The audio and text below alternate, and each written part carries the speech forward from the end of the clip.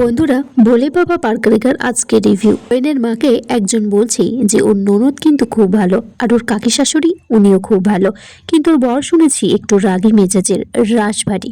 তো সেই মহিলাটি বলছে হাহাহিহি করবে, ছ্যাবলামি করবে, ওটা ঠিক ভালো লাগে না। তারপর কোয়েনকে একের পর এক সবাই গায়ে হলুদ মাখাচ্ছে। তখন আমান বলছে যে আমাকেও হলুদ একটু মাখাতে দাও, আমার দাদার গায়ে হলুদ বলে কথা, আমার কি অধিকার নেই? আমান তারপর কোয়েনকে বলছে যে আমার দাদা কিন্তু একটু আনরোমান্টিক টাইপের, ওকে যদি কেউ রোমান্টিক কথা বলতো তার তো ঘাড় থেকে গর্দানটাই কেটে দিত সে। কিন্তু তুমি খুব ভাগ্যবান, কেন জানো এত ভালো একটা ছেলে পাচ্ছ। কোয়েন তখন আমানের কাছে জানতে চাই যে উনি এত রাগী কেন। আমান তখন বলছে যে দাদা ভাই তো আমার মায়ের উপরে সব রাগটা দেখাই, তুমি গেলে আমার মাটা একটু রেহাই পাবে। কোয়েন বলছে কেন, আমি গেলে কি আমার উপরে সমস্ত রাগটা দেখাবেন? আমান বলছে তুমি কি এটা বুঝলে? তোমাকে এতক্ষণ ধরে আমি এটা বোঝানোর চেষ্টা করলাম যে তুমি গেলে অন্তত ওর মাথাটা একটু ঠান্ডা হবে। শতরূপা তারপর আমানকে বলছে যে তোর কি হলুদ লাগানো হয়েছে, এবার চল, দেরি হয়ে যাবে। আমান বলছে যে আমি কিন্তু দোষের ভাগিদার হতে পারবো না, আমি সবটা তো বুঝিয়ে দিচ্ছি। তাছাড়া দেখা গেল দাদা ভাই সন্ধ্যাবেলা হঠাৎ করে বলল যে বিয়ে টিয়ে করবো না। তখন বলছে না না, ওর দ্বারা এটাও সম্ভব। সেখানে তারপর কোয়েনের বোন কেয়া এসেছে। কেয়া এসে সবাই মিলে একটা ছবি তুলছে।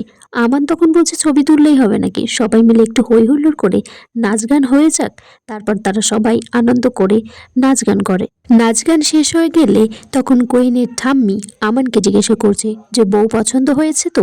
আমান বলছে খুব পছন্দ হয়েছে, এখন তো দেখছি আমার দাদার গলায় মুক্তোর মালা জুটেছে। কোয়েনের ঠাম্মি তারপর বলছে তাহলে তোমার দাদা দেখছি পূর্বপুরুষের দলে নাম লিখিয়েছে। কোয়েনের মা তখন বলছে যে আমানকে বলছে যে আমাদের মনে হচ্ছে তোমাদের সাথে কতদিনের আলাপ, তোমাদের কি সুন্দর ব্যবহার, কি সুন্দর কথাবার্তা। আর সন্ধ্যাবেলা বিয়ের আসর এসে গেছে।